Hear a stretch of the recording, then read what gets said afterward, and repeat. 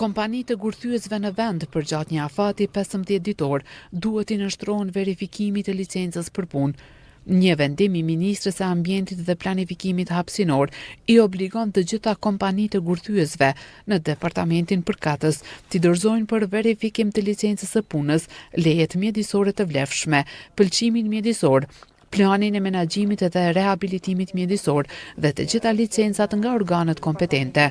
Janë mbi 200 operatorë të cilët operojnë në Kosovë, mirë po ka edhe të tillë që ndoshta mund të operojnë edhe pak asnjë leje apo regjistër, po nuk figurojnë fare në regjistrat tonë. Prandaj kjo kërkesë publike dhe me një vendim të tillë është që t'i ftojmë edhe të tjerët, që nuk janë të regjistruar ndoshta këtu, që të paraqiten dhe ne pastaj duhet të shqyrtojmë secilin. Lidhshmëria është tepër e rëndësishme. Nuk mundet askush të operojë edhe të nxjerrë gur nga toka e Kosovës pa pas leje.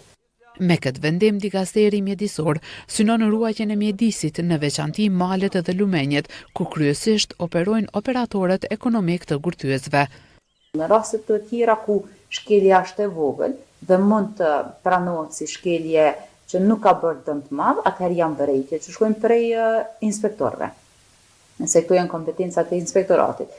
Në rastet kur shkelja është e rëndë, pra kur s'kemi asnjë dokument, asnjë leje të lëshuar nga institucionet përkatëse, operon komplet në mënyrë ilegale, atëherë hapi që do duhet mirë edhe që inspektorët do duhet ta vendosin është që të mbyllet komplet.